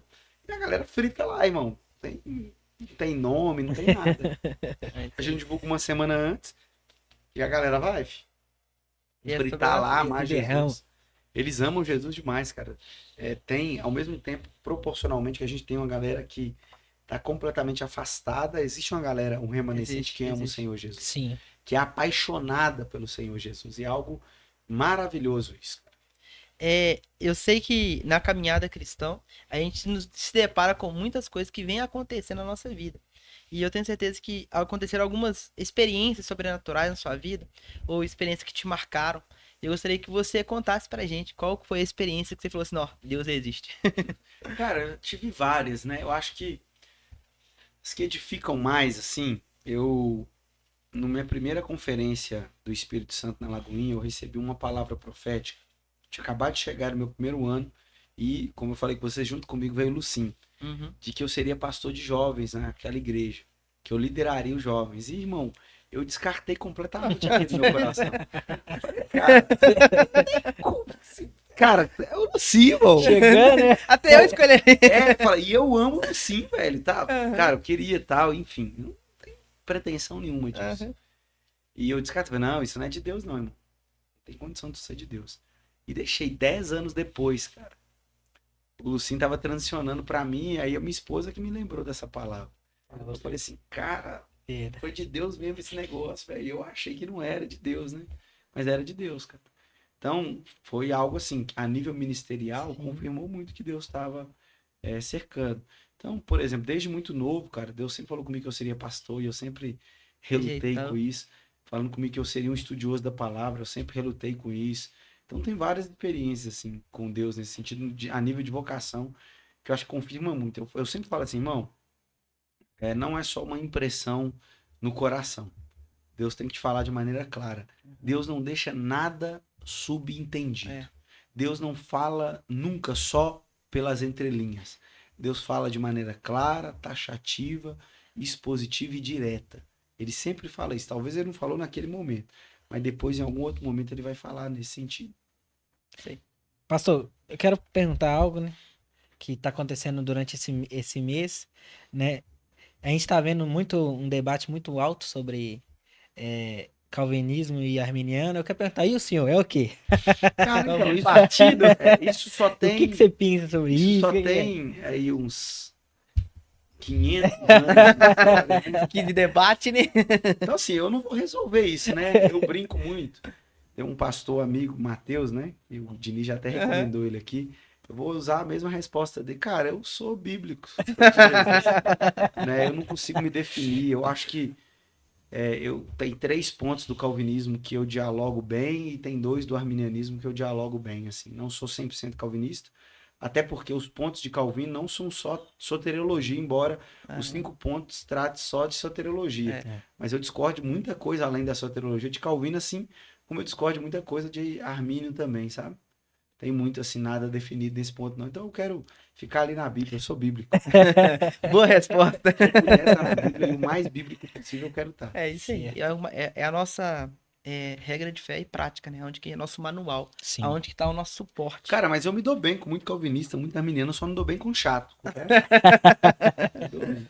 E outra coisa que eu queria te perguntar, também que está acontecendo na atualidade, a gente está, infelizmente, vivenciando uma suposta guerra, suposta não, guerra mesmo lá em Israel. E eu gostaria de te perguntar como você tem visto isso, se realmente é o calendário escatológico, como que você tem visto essa guerra acontecendo na nossa geração? Tá. Minha percepção escatológica é Israel não é o relógio de Deus escatologicamente falando, né? Israel é uma nação, nós amamos, Sim, respeitamos, assim como respeitamos também o povo palestino, mas diretamente não interfere em nada a respeito assim do que Deus está para fazer na nação. Eu acredito que chegará um tempo de uma conversão de muitos judeus, sim, mas não necessariamente depende do Estado de Israel, né? Eu acho que a guerra é uma tragédia humana e eu vejo como o cumprimento do sermão escatológico de Cristo. sim, Nos últimos dias, o amor de muitos se esfriaria, não todos, e nós veríamos muitas guerras e rumores de guerras. Então, cara, a guerra de Israel e o povo palestino, e a guerra do Hamas, né, contra Israel, e a guerra da Ucrânia contra a Rússia é o cumprimento dessa palavra profética de guerras que estão acontecendo o tempo todo, e é uma tragédia, cara. É morte, é atrás de morte, e é doloroso porque cada pessoa é uma vida e toda vida humana é sagrada, né? E matar a troco das coisas mais fúteis é extremamente doloroso, principalmente para gente cristão que percebe que alguns desses estão morrendo sem salvação exatamente. e indo para o inferno. Porque a gente escuta muito falar, né, que Israel é o relógio Sim. do mundo, né? É o relógio que tá apressando. Então você acha que não interfere, assim, sobre isso? Eu respeito muito, né, quem entende, mas eu não consigo ver, porque assim, esse Israel não tem como ser Sim, o povo escolhido de Deus. Ah, pra você ter ideia, existem mais ateus hoje do que religiosos em Israel. Ou- São hebreus israelenses, né? Hoje é israelense, que abdicaram da fé, que não creem em Jesus. Talvez você tenha uma minoria ortodoxa que ainda tem uma fé. Existem judeus que odeiam os cristãos, Sim. né? Então é um estado, é uma nação como qualquer outra nação que precisa do evangelho de Cristo Jesus. Os judeus e os palestinos precisam de Cristo Jesus.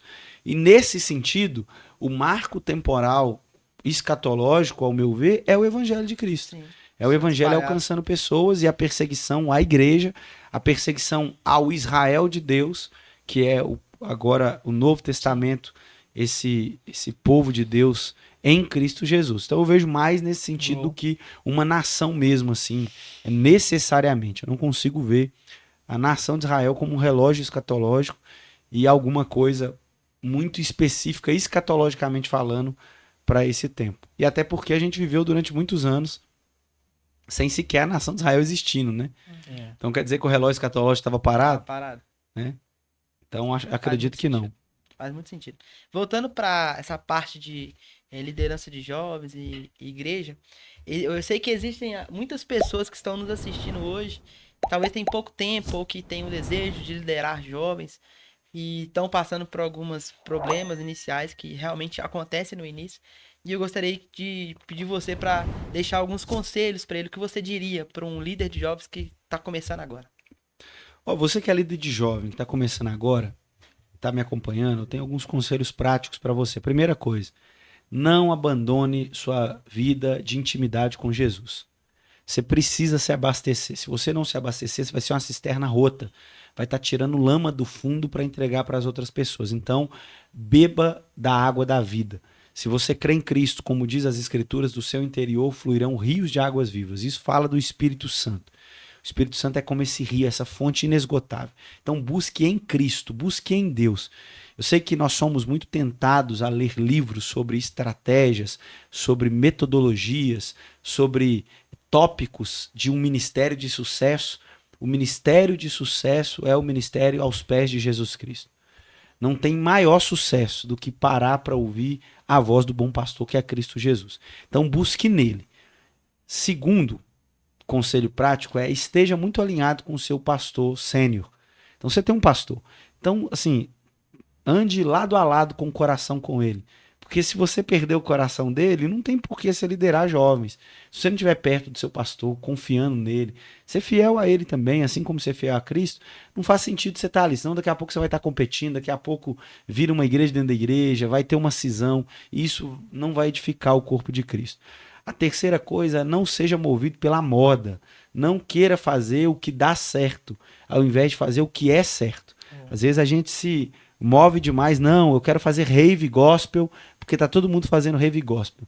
E aí você vai trazer um monte de porco que não é ovelha, e você vai ter que dar lama no altar para manter os porcos lá na sua igreja. Então, irmãos, nem tudo que tá dando certo é certo. Faça o que é certo. O que é certo? É o evangelho. Quer dizer que você tem que, não pode às vezes usar um evento que aconteceu, contextualizar a mensagem um pouco de uma maneira diferente. Não, você pode fazer tudo isso, mas vamos ficar com o que deu certo. A igreja tá 2000 anos fazendo o que é certo.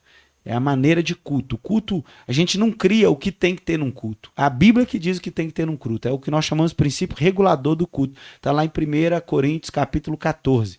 Então não sou o que eu quero que tem que ter no culto. É o que a Bíblia está dizendo. Nós somos o povo do livro. O povo do livro segue os mandamentos do livro, as diretrizes do livro.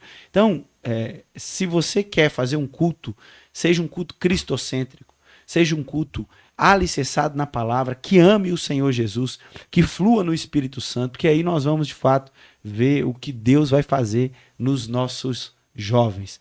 Eu acho que são essas dicas práticas que eu deixaria, que eu gostaria de ter ouvido e que eu deixaria para o líder de jovem desse tempo. Pastor, a gente sabe que a Bíblia ela é fantástica, né? Todas as histórias são fenomenais. Mas qual é a história que mais te chama atenção ali na Bíblia, que te toca de verdade? Sim. Ah, cara, tem muitas, né? Sou muito fascinado pela história de Simeão, que já era um idoso, e quando ele viu o menino Messias, ele fala: Senhor, os meus olhos viram um rei, agora eu já posso morrer. Cara, ele viu uma criança, irmão, ele percebeu o Messias na criança, sem ninguém falar nada com ele. Isso fala muito pra mim dessa entrega total, dessa abnegação e desse propósito de vida. Irmão, se eu ver Jesus, eu não tenho mais pelo que viver. Eu não tenho outra motivação pela qual viver. Então isso fala muito comigo, sabe? O texto de Atos 20, Paulo despedindo dos presbíteros de Éfeso em Mileto, também fala muito ao meu coração, especialmente Atos 20, 24. Todavia, não considero a minha vida de valor algum se eu não cumprir a pregação do evangelho, né, que é dar minha vida pelo evangelho. Eu não me importo, nada mais importa, né? Então esse versículo fala muito ao meu coração. É um versículo que é uma passagem inteira que volta e meia eu me pego lendo e relendo. Cara, o evangelho de João, na ressurreição de Jesus, também fala muito ao meu coração. A restauração de Pedro fala muito ao meu coração também, sabe?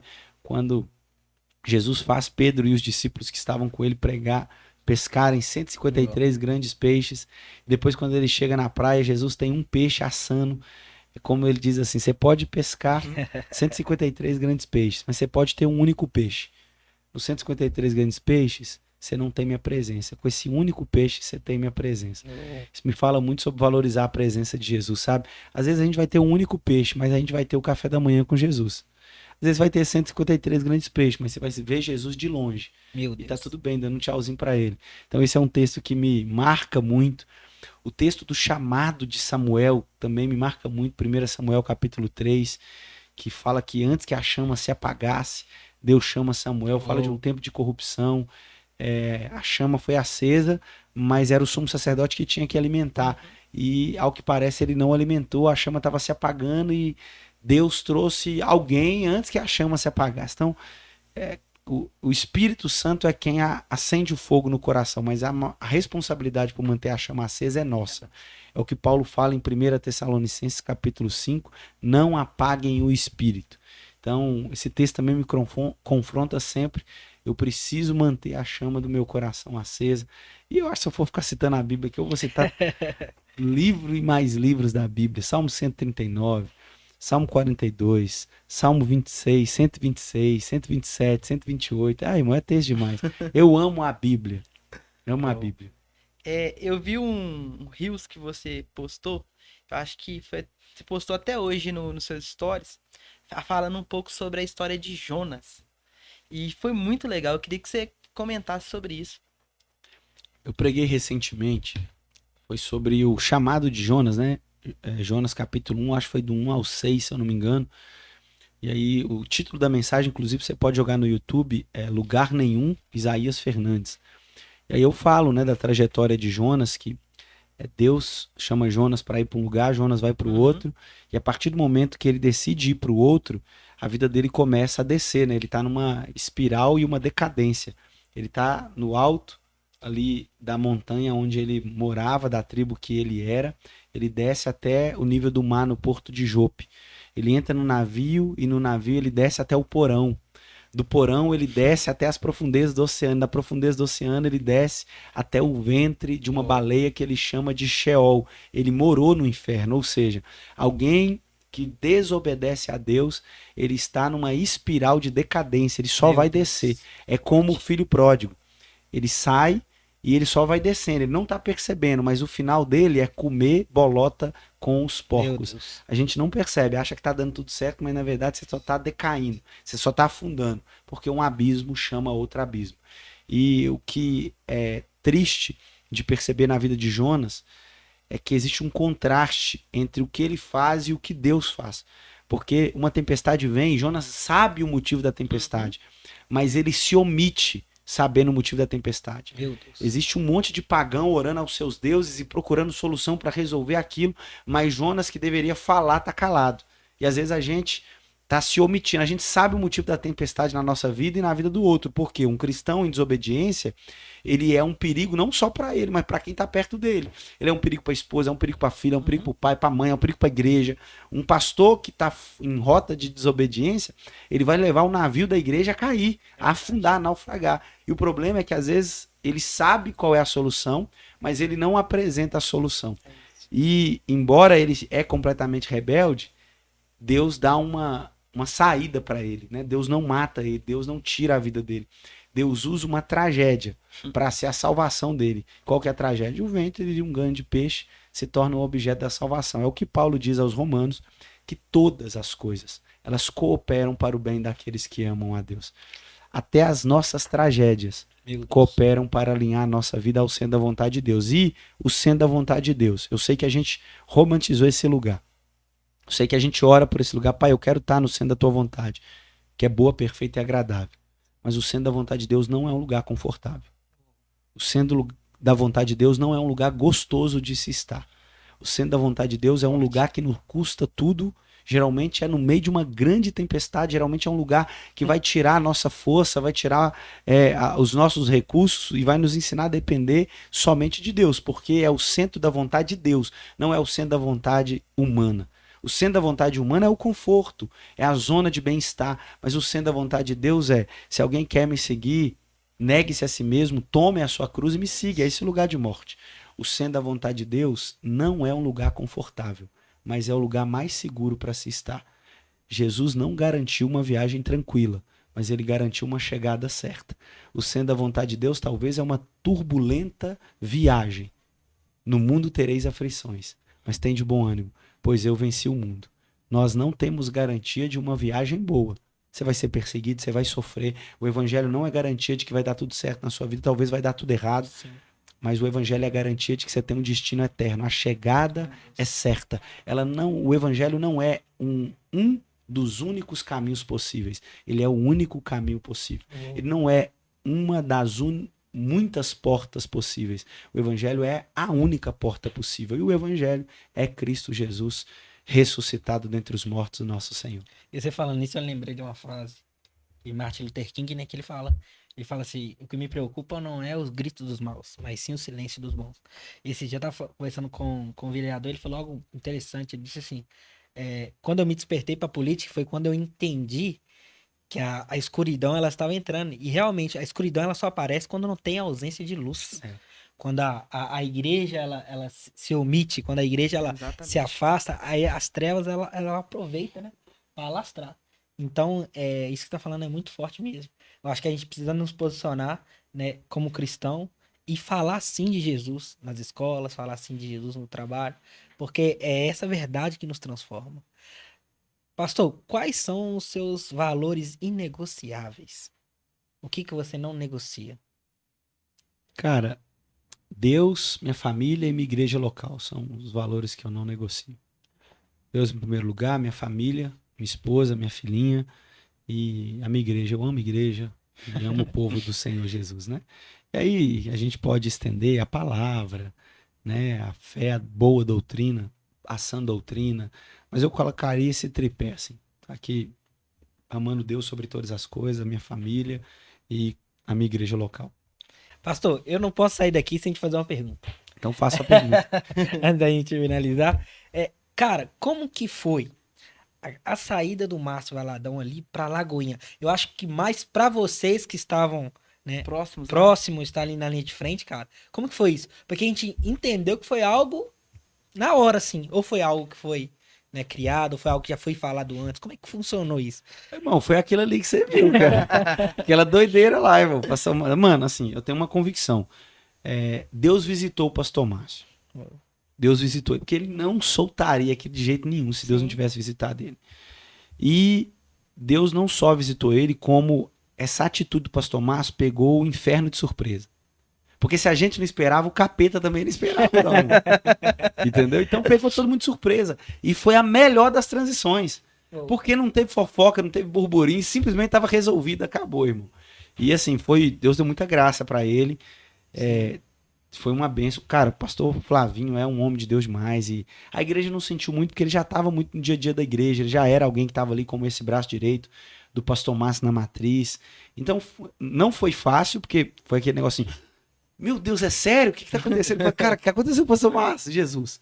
Misericórdia. E a esposa dele estava do lado, né, a pastora Renata, dizendo, não. Mentira, ele tá brincando. Eu falei, gente, o que está acontecendo? E de repente, o pastor Flavinho subiu, aí a igreja ora. Eu falei, meu Deus do céu. Mas foi aquilo ali que você viu, irmão. Exatamente aquilo. Loucura, doideira, mas eu vi muito a mão do Senhor conduzindo tudo. E o pastor Flavinho, cara? Cara, Como é que foi? pra ele foi um baque, irmão. Ele terminou ali, ele entrou pra dentro de uma salinha que a gente tem reservada, chorou igual uma criança. Chorou. Eu falei, Isaías, o que eu vou fazer? E agora? Eu falei, pastor, vamos confiar no Senhor, vamos orar. E a gente orou junto ali também. Aí depois ele foi conversar com a esposa, orou. À noite ele nem foi pregar, o pastor Lucinho pregou.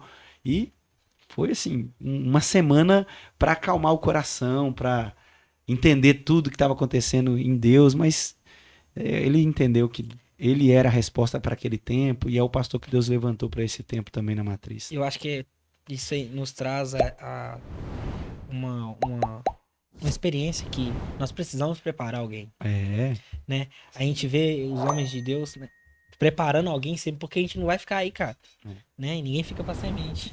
Então, nós vamos morrer e alguém precisa assumir isso. Eu quero te perguntar algo que eu sempre ouvi e eu queria saber. Você acha que a gente entende a história de Moisés por ter levantado Josué? E você acha que Josué errou de não ter levantado ninguém para substituir ele? Assim como Moisés o preparou. A gente vê assim nos versículos, né? Josué indo, Moisés chamando ele, indo com ele, tendo aquele momento ali.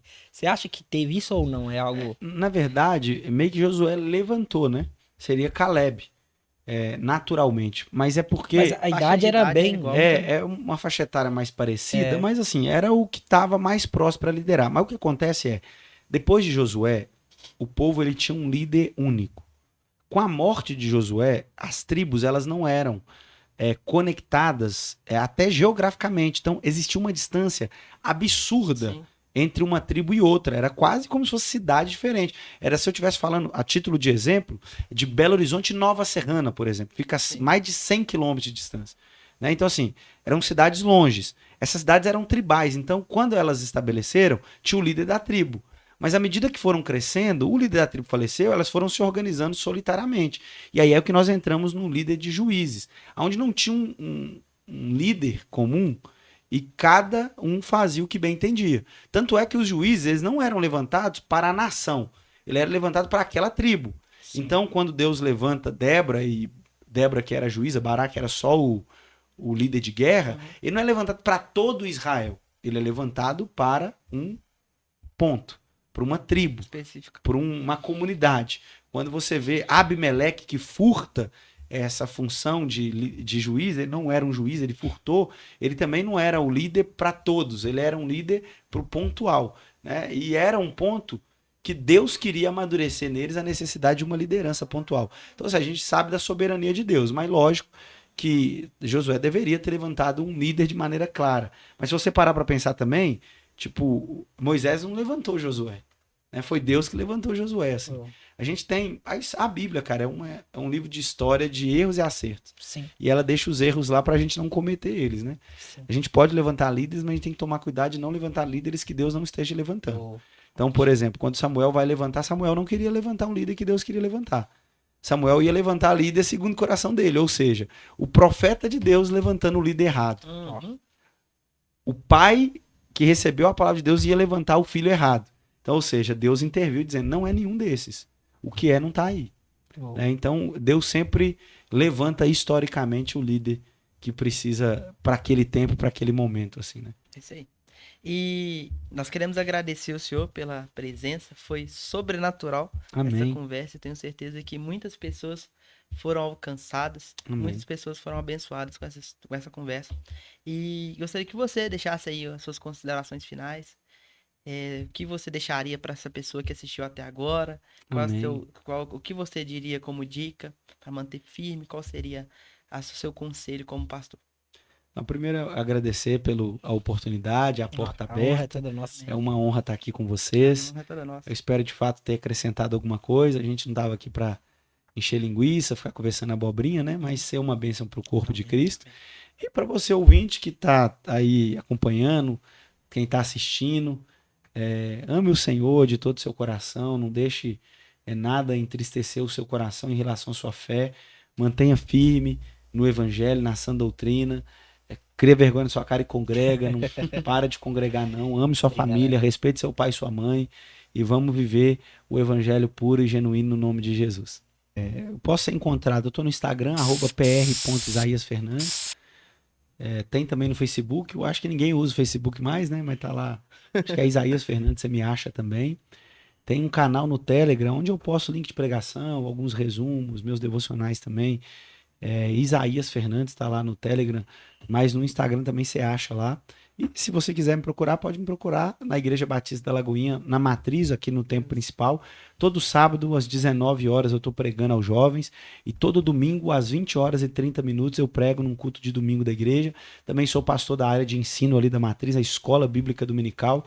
Revezo junto com o pastor Mateus. Às 9 da manhã, a gente tem esse tempo de instrução bíblica para a igreja. Você pode me encontrar ali também.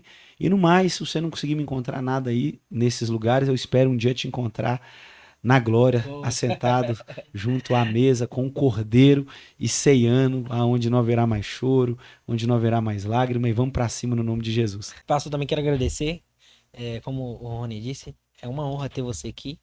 Eu acho assim que isso que foi produzido nessa mesa vai tocar muitos corações aqui, e queria agradecer pela sua disponibilidade de ter vindo, de ter aceitado. Cara, muito obrigado. Eu creio que isso vai impactar muito no reino. Amém. Deus abençoe sua vida sempre. E, cara, tamo junto. Tamo junto. E no final, a gente sempre faz uma frase aqui no final. E conto com você para falar para o público pegar essa. Joga na central. Quero agradecer a você que nos acompanhou até aqui. Eu tenho certeza que você foi muito abençoado. Escreva aí o que você achou desse episódio, o que o Senhor falou com você durante essa conversa. Eu tenho certeza que todos nós seremos muito abençoados com o que você tem para dizer. E a frase de hoje é: Deus é aquele que te levanta, quanto outros nem sabem que você caiu. Ele é o seu maior resgatador. Tamo junto? Pega essa. Muito obrigado.